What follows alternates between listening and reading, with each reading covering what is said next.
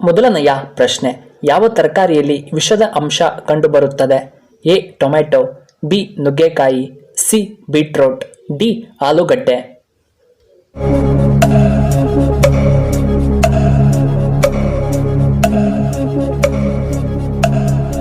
ಇದಕ್ಕೆ ಸರಿಯಾದ ಉತ್ತರ ಆಪ್ಷನ್ ಡಿ ಆಲೂಗಡ್ಡೆ. ಎರಡನೆಯ ಪ್ರಶ್ನೆ, ಯಾವ ಪ್ರಾಣಿಯ ಕಣ್ಣುಗಳು ಮಾನವನ ಕಣ್ಣುಗಳನ್ನು ಹೋಲುತ್ತದೆ? ಎ ನಾಯಿ, ಬಿ ಚಿಂಪಾಂಜಿ, ಸಿ ಹಸು, ಡಿ ಕುರಿಯ ಕಣ್ಣುಗಳು.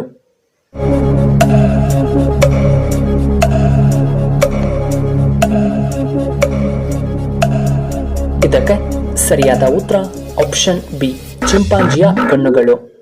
ಮೂರನೆಯ ಪ್ರಶ್ನೆ, ನೀಲಕಂಠ ಎಂದು ಯಾರನ್ನ ಕರೆಯುತ್ತಾರೆ? A Eshwara, B Vishnu, C Ganesha, D Brahma.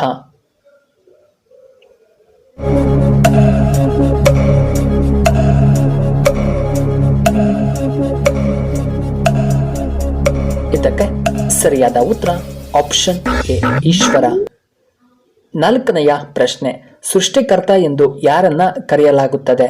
A Subrahmanya Swamy, B Vishnu, C Ganesha, D Brahma.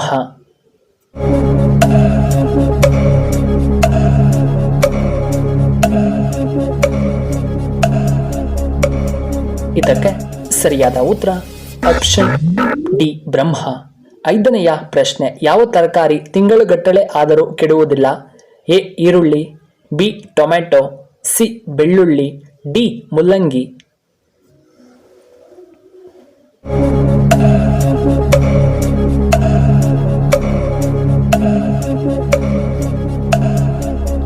ಇದಕ್ಕೆ ಸರಿಯಾದ ಉತ್ತರ ಆಪ್ಷನ್ ಸಿ ಬೆಳ್ಳುಳ್ಳಿ.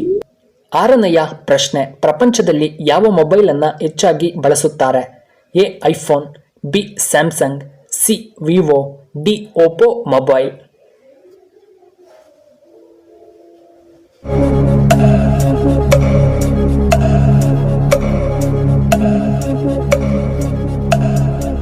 ಇದಕ್ಕೆ ಸರಿಯಾದ ಉತ್ತರ ಆಪ್ಷನ್ ಎ ಐಫೋನ್ ಅನ್ನ ಬಳಸುತ್ತಾರೆ. ಏಳನೆಯ ಪ್ರಶ್ನೆ, ಬೇಯಿಸಿದ ಕಡಲೆಕಾಯಿಯನ್ನ ತಿನ್ನುವುದರಿಂದ ಏನಾಗುತ್ತದೆ?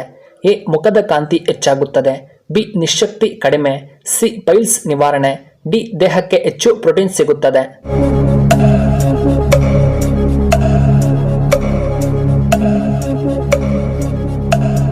ಇದಕ್ಕೆ ಸರಿಯಾದ ಉತ್ತರ ಆಪ್ಷನ್ ಬಿ ಮತ್ತು ಆಪ್ಷನ್ ಡಿ. ಎಂಟನೆಯ ಪ್ರಶ್ನೆ, ಕನ್ನಡದ ಮೊಟ್ಟ ಮೊದಲ ಕವಿ ಯಾರು?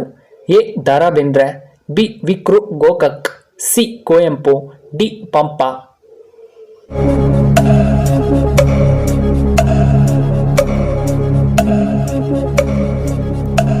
ಇದಕ್ಕೆ ಸರಿಯಾದ ಉತ್ತರ option C Kuvempu.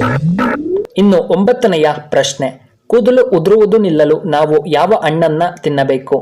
A apple, B ನಲ್ಲಿಕಾಯಿ, C ದಾಳಿಂಬೆ ಹಣ್ಣು, ಡಿ ಮಾವಿನ ಹಣ್ಣು.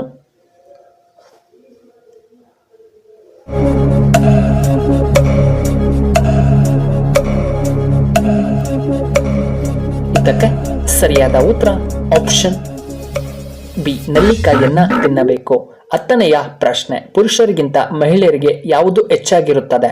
ಎ ಶ್ರವಣ ಶಕ್ತಿ, ಬಿ ಹಸಿವು, ಸಿ ಬುದ್ಧಿಶಕ್ತಿ, ಡಿ ಕಣ್ಣಿನ ದೃಷ್ಟಿ.